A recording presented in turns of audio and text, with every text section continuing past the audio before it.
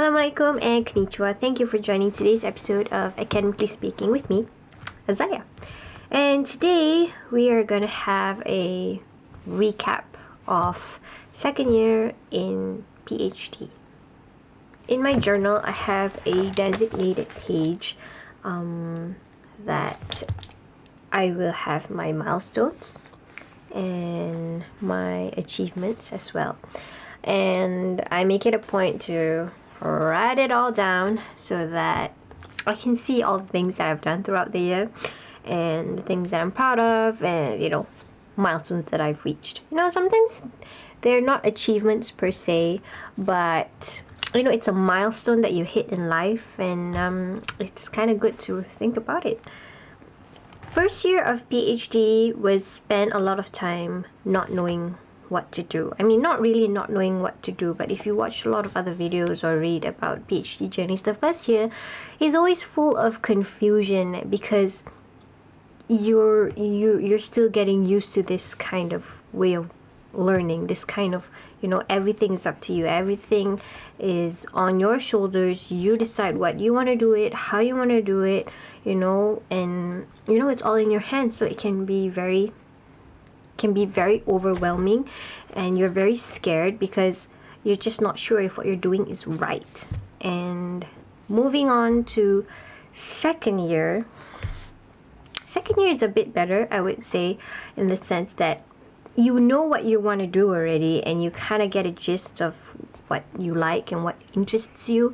But this time, my confidence level is still not as high as I want it to be, but I know what I'm doing, and I'm happy knowing that I know what I'm doing. Does that make sense? Yeah, I'm happy knowing what I'm doing. So if I look at this page, I guess one of my biggest achievements for this year was getting published in my very first journal.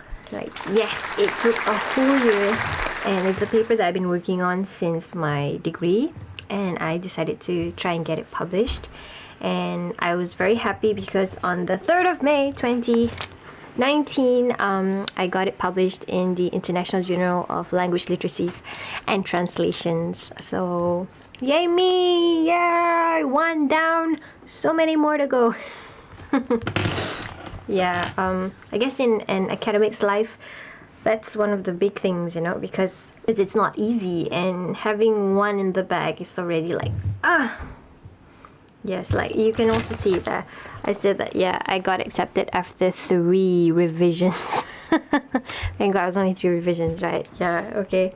So second year of PhD is more concentrated towards getting your research out there. It's about getting published. It's about going for conferences. It's about making connections, because people know that in academia, it is a solo journey. It is a very lonely solo journey, but in order to make it, you really need connections, because without connections, you are not going to get your research out there.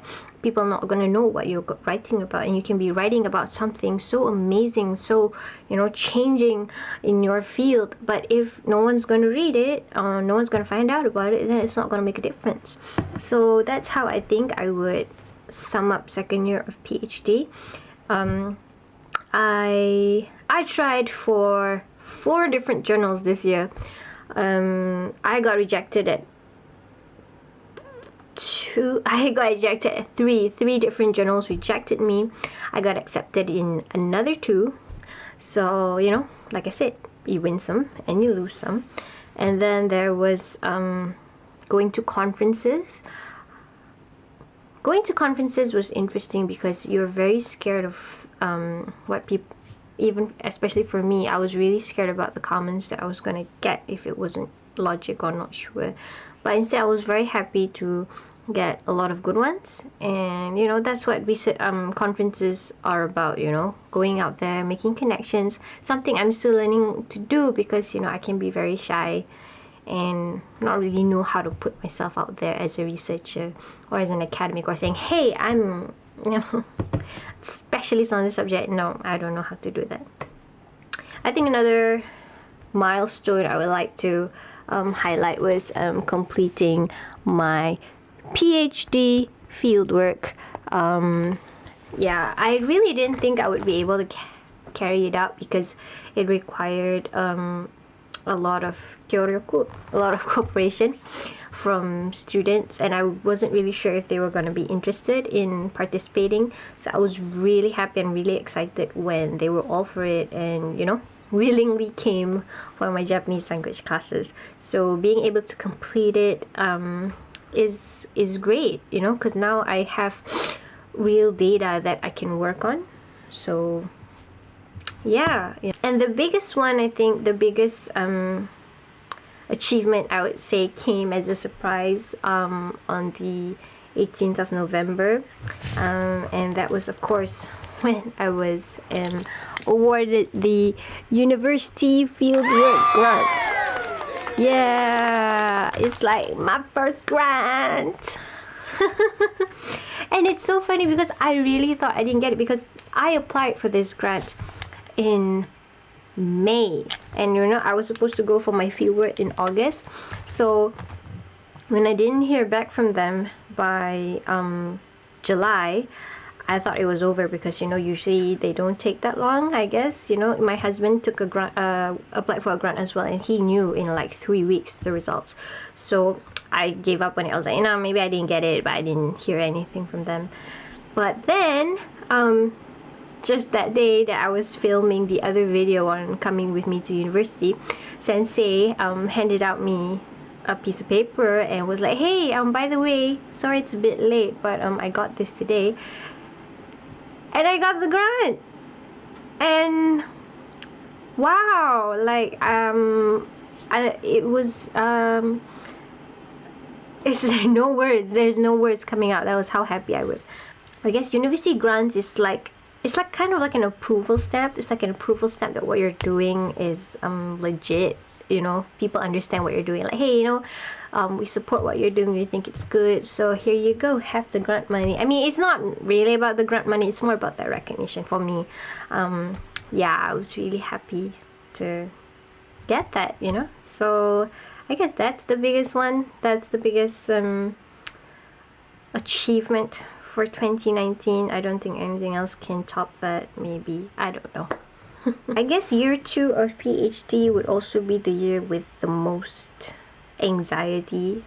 Well, I don't know yet, because third year might have more anxiety than this year, but for now, I guess it's more, you can feel the clock ticking, and you can feel like time is running out, especially for 3-year PhD programs like mine.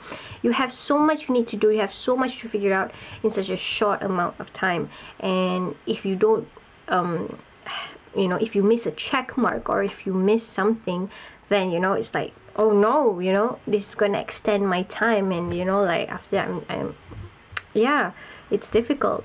Especially with the journal submissions. Everyone knows journal submissions take a long time. Some journals take 6 months, some take 3 months, some take a whole year to decide about their results. So it was full of anxiety, because as I said in my rejection rant video, I do need to get published in order for me to graduate in a JSPS recognized journal. So all second year was just me dedicating myself to just sending out as many publications as I can, trying my best, and just hoping that I could make it before year 3, because year 3 is all about writing the paper. So definitely more anxiety, because in year 1 you feel like you still have time. My hope for 2020, moving into third year, I mean, I do feel a sense of calm now, kind of. I'm still waiting on one journal reply. if I get that answer, then I'll be the most phew, like, okay, I can move on now. It also feels kind of scary, knowing that all I have to do left is just focus all my energy and all my power on finishing my dissertation and writing it and finishing it and polishing it and just getting it together. Yeah, it seems easy, but it doesn't seem easy. What am I saying? It's not easy at all. I really hope next year that I'll be able to put myself a bit more out there. I do already kind of feel like I'm putting myself out there, especially with these videos, but I still do have a lot of anxiety, and fear of talking to other researchers, and I always feel really small, and I don't know, it's like, I still don't feel like, oh, maybe I'm not up to their level yet, I'm still here, but hey, I'm a second year PhD student moving into my third. I should be able to talk to these people now. And that's the most, I guess, I can hope for, is so that